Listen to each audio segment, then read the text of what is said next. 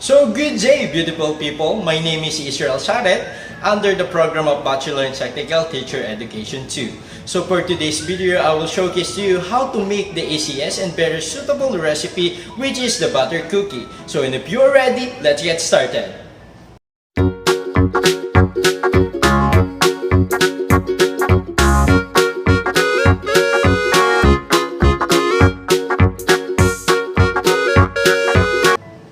Hi there! This is the ingredients that we're going to use in making butter cookies. 2 cups of butter. 4 cups of sifted all-purpose flour. 1.5 cup granulated sugar. Our liquid ingredients, the egg. 4 tablespoons of evaporated milk. 1 teaspoon of refined salt, and lastly our flavoring, which is the vanilla essence.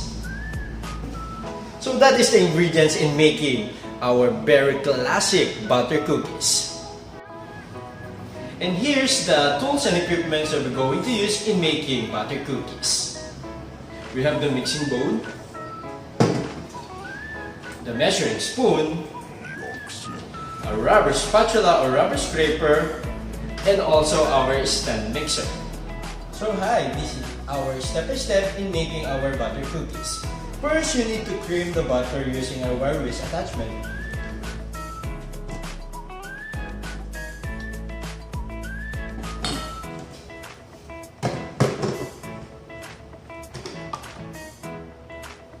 Use a high speed in order to attain the creaminess and the rich flavor of the butter.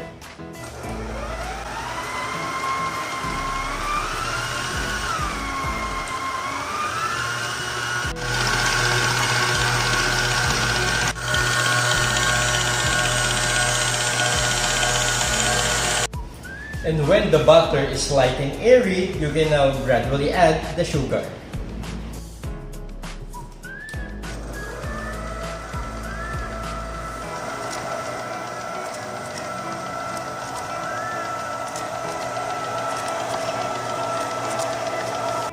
And when the sugar and butter is well combined, you can now add your egg and your milk.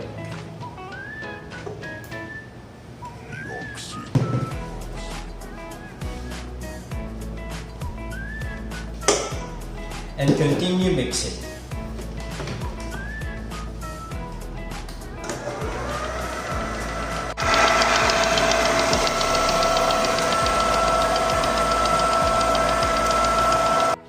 And when the butter, milk, and egg was gradually and added together and form a mixture, you can change your attachment, which is the whisk attachment. You can substitute it with a paddle attachment. Then after that, you can now add gradually your flour, sugar, and the rest ingredients.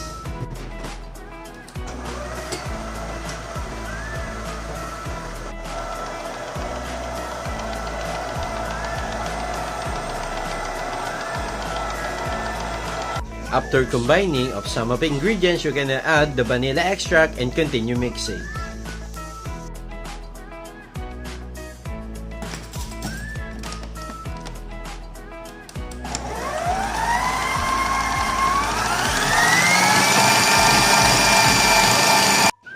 And when all the ingredients are put in, so you can now provide a dough, which is the dough of our butter cookies.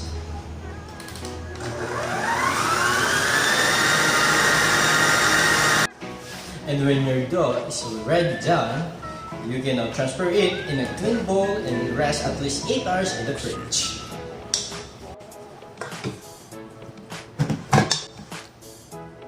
And this is our final product in making butter cookies. And here's the dough of our butter cookies. Then after this, we will store it in the refrigerator at least 8 hours to 24 hours. We will store our dough of our butter cookies inside the fridge at least 8 hours to 24 hours.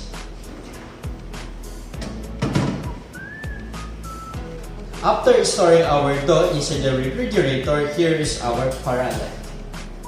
So next, we will mold it in your desired shape or sizes.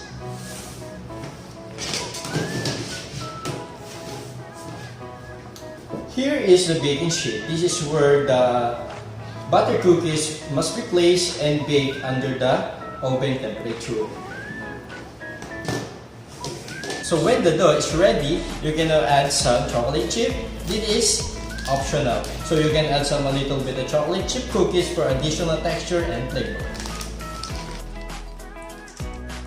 Then after that, you can fold it in order to incorporate the butter cookie and the chocolate chips.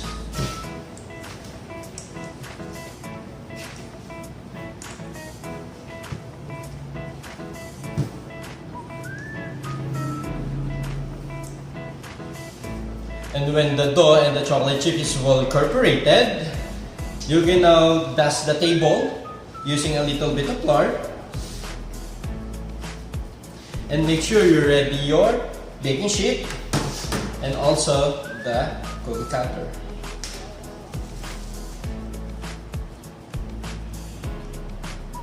Then you need to get a small piece and you will roll it until turn it to round, and you will flatten it here in the table. You can also use a rolling pin or other pressing equipments or tools. Then after that, after pressing it, and it will provide this shape. And next, you will cut using this cookie cutter.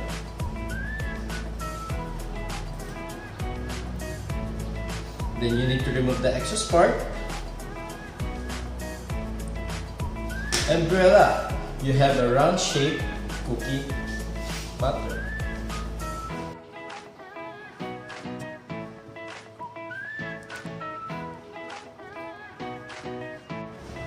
Then after molding your cookie butter, so you can now transfer it here in your baking sheet.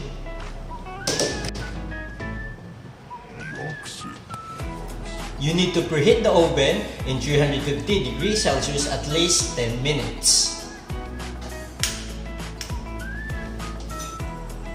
And this is our cut and shaped butter cookies. After preheating the oven, we can now bake our cookies at least 15 minutes.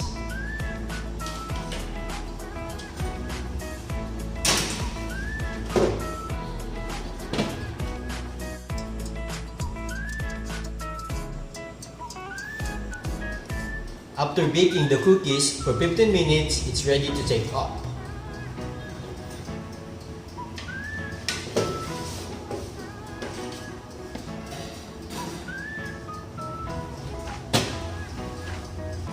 After baking the cookies inside the oven, we can now transfer the cookie in the cooling rack and rest it until it become room temperature or it become cool.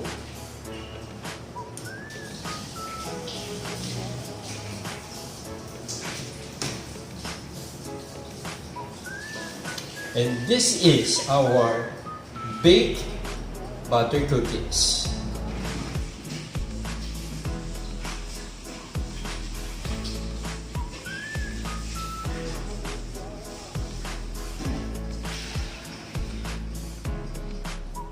And that is how to bake the chocolate butter cookies. Thank you for watching and God bless.